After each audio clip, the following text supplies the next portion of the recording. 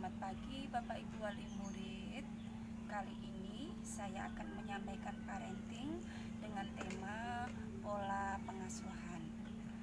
Anak usia dini merupakan kelompok anak yang sedang mengalami proses pertumbuhan dan perkembangan yang fundamental bagi kehidupan selanjutnya. Pengembangan anak usia dini holistik integratif adalah upaya pengembangan anak usia dini yang dilakukan untuk memenuhi kebutuhan esensial anak yang beragam dan saling terkait secara simultan, sistematis, dan terintegrasi. Pola pengasuhan ini berisi proses pengasuhan anak usia dini dan cara menghadapi stres dalam kehidupan rumah tangga sehari-hari. Parenting ini adalah bagian dari program Anakku Cerdas, Anakku Sehat dan merupakan implementasi komponen penting dari pengasuhan anak untuk mengoptimalkan pertumbuhan fisik, perkembangan kognitif, sosial, dan emosional anak. Topik pertama yang akan kita bahas adalah mengenal diri. Mengapa kita perlu mengenal potensi diri? Dengan mengenal kelebihan dan kelemahan diri, orang tua dapat memahami kecenderungan dirinya dalam berpikir, berperasaan, dan berperilaku. Dengan memahami hal tersebut, orang tua dapat menghargai dirinya sendiri sehingga mampu mengetahui cara terbaik dalam menghadapi tuntunan tugas sehari-hari di lingkungan keluarga, terutama dalam mendidik anak. Di sini saya akan meminta kepada Bapak Ibu Wali Murid untuk menuliskan 3 kelebihan dan 3 kekurangan diri dengan menggunakan lembar evaluasi diri. Lembar evaluasi diri di sini nanti kami akan meminta Bapak Ibu menuliskan 3 kelebihan dan kelemahan diri masing-masing. Bagaimana? Apakah mudah untuk menemukan kelebihan dan kekurangan diri? Terus sebetulnya apa manfaat kita untuk mengenal kelebihan dan kekurangan diri kita? Yang pertama sebagai contoh untuk kelebihan diri, misal yang pertama, saya rajin mengerjakan tugas rumah. 2, senang berbagi terhadap sesama. Terus kelemahan diri, saya contohkan, saya itu kadang terlalu banyak pertimbangan.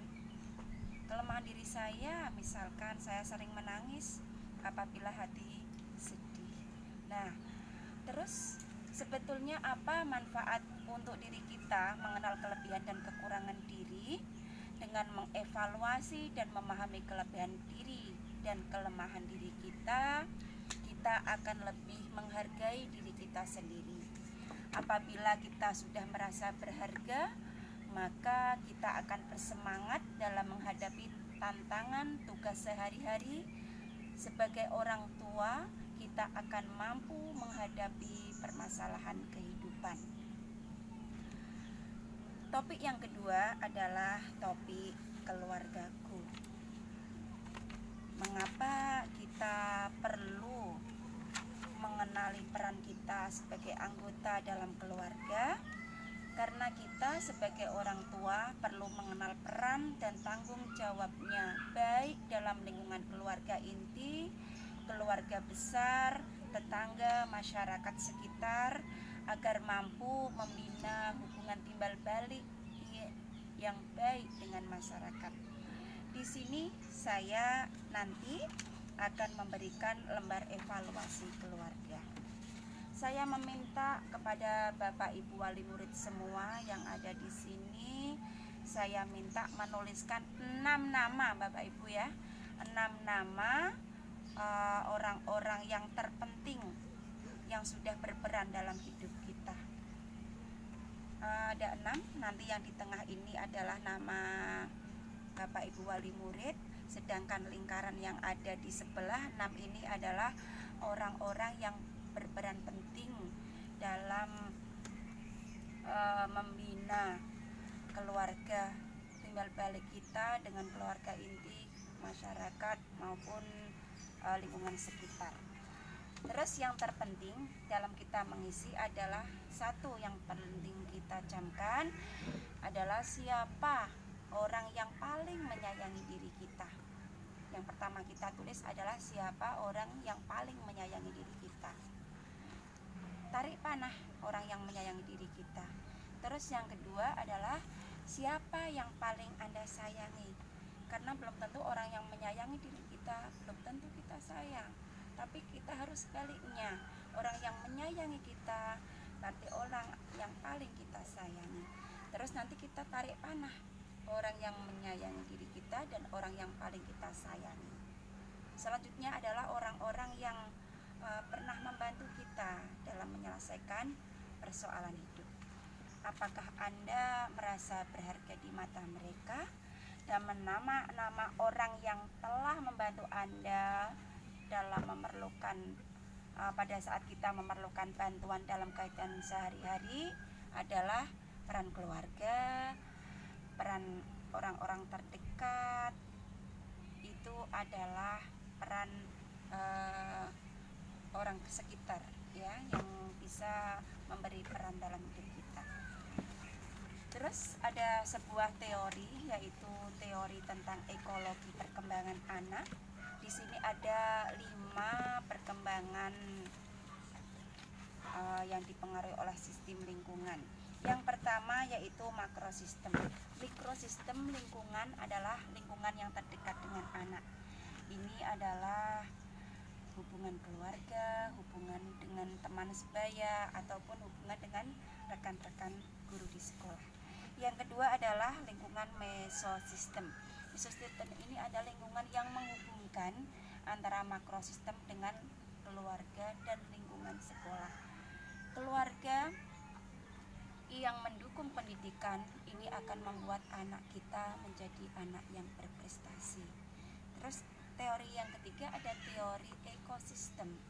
Teori ekosistem adalah teori lingkungan yang tidak langsung dialami oleh anak tetapi memengaruhi kehidupan anak. Ini contoh yaitu yang berkembang sekarang adalah peran media massa dan peran lingkungan yaitu peran teman sekitar anak.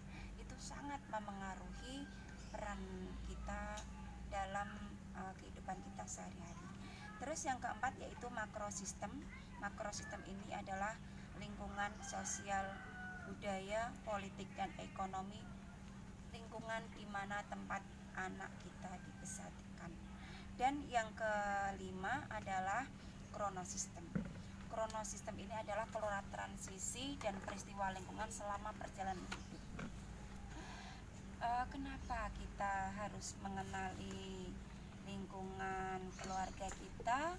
Karena dengan mengenali dan memahami lingkungan ekologi perkembangan orang tua, kita dapat mengenali dan memahami sumber dukungan yang dapat diperoleh dari lingkungannya dalam proses pengasuhan anak, sehingga hambatan-hambatan yang mengaruhi proses pertumbuhan dan perkembangan anak. Nanti Bapak Ibu saya minta untuk mengisi lembar tugas ya. Lembar tugas di sini adalah orang dengan 2 arah, adalah orang yang Anda percaya dalam Anda memberikan dukungan timbal balik dan saling memberi dan saling menerima. Nanti topik yang ketiga ini adalah aku dan si kecil. Aku dan si kecil. Mengapa kita perlu mengenali pola komunikasi dengan anak? Dengan mengenali pola komunikasi dengan anak, orang tua akan mampu memahami karakteristik anak sesuai dengan tahapan usianya, sehingga orang tua dapat memberikan respon yang tepat dalam menghadapi kebutuhan anak agar mereka dapat berkembang optimal baik fisik, kecerdasan maupun emosinya. Dengan penuh kasih sayang kita menegakkan disiplin yang konsisten sehingga anak dapat berkembang secara optimal baik fisik, kesehatan maupun emosinya. Di sini ada lembar evaluasi ya Bapak Ibu. Ini adalah lembar kita bagaimana pola pengasuhan pada anak kita. Yang pertama, nanti Bapak Ibu memberikan semacam kuesioner angket ya, ada mengisi poin 1 sampai dengan 4 ya, bagaimana pola pengasuhan terhadap anak kita, bagaimana kita bisa memahami anak kita, bagaimana kesulitannya, apakah anak kita itu anak yang sulit diatur, dan apakah kita sudah melakukan komunikasi yang baik dengan anak. Ada 5 cara ya Bapak Ibu ya, 5 cara berkomunikasi dengan anak. Yang pertama yaitu mengamati. Mengamati di sini adalah memahami dan memperhatikan pertumbuhan fisik, perkembangan kecerdasan dan emosional anak sehari-hari. Berkomunikasi yang kedua yaitu dengan memahami, mengenali tanda yang diberikan anak. Bagaimana respon anak ketika lapar, ketika kenyang, bagaimana anak kita dalam keadaan sedih, apakah anak kita sedang gembira. Ini berkomunikasi dengan anak dengan cara memahami. Yang ketiga yaitu menyapa. Menyapa di sini Bapak Ibu adalah menyediakan waktu untuk mendengar jawaban, cerita dan ungkapan anak, perasaan yang ada pada anak. Kita memuji apabila anak kita melakukan kebaikan, dan kita memang harus menegur apabila anak-anak kita melakukan kesalahan. Yang keempat adalah menyentuh. Menyentuh di sini adalah memberikan sentuhan kasih sayang. Sentuhan yang kita berikan adalah yang paling vital, yaitu membelai dan memeluk ya, memeluk dengan kasih sayang, menegakkan disiplin yang konsisten sehingga anak dapat berkembang secara optimal baik fisik dan kesehatan. Nah, kalau Bapak Ibu sudah mengisi lembar evaluasi yang kami berikan adalah lembar evaluasi dengan skala 1 sampai 4. Nanti Bapak Ibu satu contoh, apakah saya akan memberikan hukuman bila anak tidak mengikuti aturan yang saya buat? Bapak Ibu bisa menjawab tidak pernah, jarang, sering meniru, apa selalu. Tidak pernah itu mempunyai poin skala 1, jarang itu poin 2, sering itu kita tandai dengan skala 3, dan selalu dengan skala 4. Maka nilai yang terbesar menunjukkan gaya pengasuhan kita yang paling dominan. Nanti ada rangkumannya. Kalau Bapak Ibu itu dominan di A, maka Bapak Ibu adalah termasuk orang tua yang pola asuhnya adalah memahami anak. Kalau kita rangkuman kita, skala kita yang dominan adalah skala B, maka kita itu termasuk orang tua yang suka mengatur kepada anak, orang tua yang lebih mementingkan aturan, memperdulikan dan tidak memperdulikan kebutuhan anak. Terus ada poin skala C. Poin skala C ini ternyata orang tua yang cenderung memanjakan anak, orang tua yang tidak mengikuti keinginan, orang tua yang selalu mengikuti keinginan anak sesuai dengan kebutuhannya, selalu diikuti apa yang anak mau sesuai dengan keinginannya tanpa memberikan arahan yang tepat. Ini kategori orang tua yang selalu memanjakan kepada anak. Dan kategori yang keempat adalah kategori anak yang orang tua yang selalu membiarkan, pola asuhnya membiarkan saja kepada anak. Orang tua yang membiarkan itu orang tua yang tipe bagaimana? Orang tua yang mengikuti keinginan anak tanpa memperhatikan keperluan yang dibutuhkan pada anak sesuai dengan tahapan usianya. Yang kami minta adalah, kesimpulan saya di sini, berikanlah pengasuhan yang positif. Pengasuhan yang positif itu pengasuhan yang bagaimana? Pengasuhan yang positif adalah pengasuhan bagaimana cara orang tua memahami dan memperlakukan anak sesuai dengan tahapan usia dan kemampuannya. Melakukan melakukan komunikasi dengan penuh kasih sayang, menegakkan disiplin yang konsisten sehingga anak dapat berkembang secara optimal baik fisik, kesehatan maupun emosinya. Dan lembar yang terakhir di sini adalah lembar evaluasi harapanku. Lembar evaluasi harapanku adalah topik di mana kita perlu memiliki tujuan hidup. Kenapa kita perlu memiliki tujuan hidup?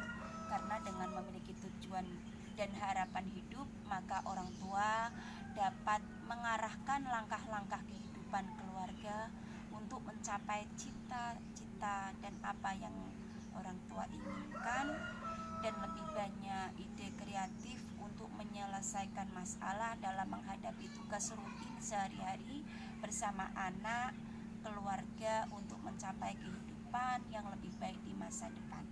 Di sini saya punya lembar evaluasi harapanku, Bapak Ibu. Tugas dari Bapak Ibu adalah menuliskan tujuan, harapan, dan kata mutiara kehidupan. Tujuan hidup akan mengarahkan kita untuk menjalani kehidupan menjadi lebih berarti. Sedangkan harapan hidup akan mengarahkan usaha kita untuk mencapai apa yang kita inginkan melalui usaha keras dan tidak pernah putus asa. Tujuan dan harapan hidup ini akan memengaruhi kesehatan dan jiwa kita, Bapak Ibu. Suatu contoh ini yang saya isi diri sendiri, Bapak Ibu ya. Nanti tujuan dan harapan hidup masing-masing orang tua itu berbeda. Ini kalau tujuan hidup saya ingin menjadi orang yang sukses, Bapak Ibu ya. Saya ingin sekali membahagiakan orang tua yang saya cintai. Terus tujuan hidup saya ingin menjadi orang yang bermanfaat bagi keluarga, masyarakat, orang lain dengan beribadah, bekerja, dan belajar. Terus kalau harapan saya pada keluarga, saya ingin membina sebuah keluarga yang sakinah, mawaddah, warohmah, tentram, aman, damai, dan bebas dari konflik antar anggota keluarga.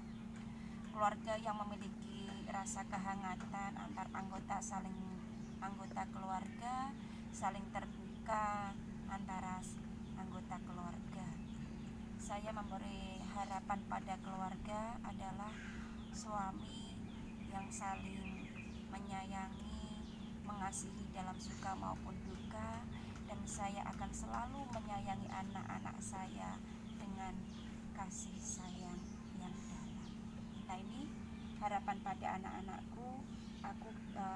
Harapanku adalah anak-anak yang sholih, yang bertakwa kepada Allah Subhanahu wa Ta'ala, taat pada ajaran Rasulullah Sallallahu Alaihi Wasallam, berbakti kepada kedua orang tua, berguna bagi agama, masyarakat, nusa, dan bangsa. Sedangkan harapan pada diriku adalah di usiaku saat ini aku berharap menjadi orang yang lebih baik. Aku harus tetap kuat dan tegar dan tidak pernah lelah untuk berjuang. Semoga saya diberikan umur panjang dalam ketaatan saya untuk beribadah kepada Allah, anak soleh yang solihah, suami yang selalu setia dan sayang kepadaku, diberikan oleh Allah keberkahan rizki, dan ketika tutup usia nanti mudah-mudahan saya bisa dalam keadaan husnul khotimah. Nah, Bapak Ibu, itu tujuan dan harapan hidup contoh yang saya tuliskan. Mudah-mudahan untuk mencapai harapan-harapan yang kita tuliskan, kita bisa memiliki tujuan dan harapan hidup agar dapat menjalani kehidupan dengan tangguh, bahagia, sehat jiwa raga, sehingga dapat mengoptimalkan perkembangan anak agar tumbuh sehat dan cerdas. Mari Bapak Ibu, mari bersama-sama belajar mengenai tumbuh kembang anak agar anak-anak kita dapat tumbuh cerdas seperti yang kita semua harapkan. Terima kasih Bapak Ibu wali murid yang telah mengikuti sesi parenting ini. Terima kasih kepada MMUC Simiolog yang telah membimbing kami dalam materi diklat online. Mudah-mudahan apa yang saya paparkan ini dapat bermanfaat bagi kita semua. Saya akhiri dengan ucapan wal afwu minkum wallahul muwaffiq ila aqwamit thoriq. Wassalamualaikum warahmatullahi wabarakatuh.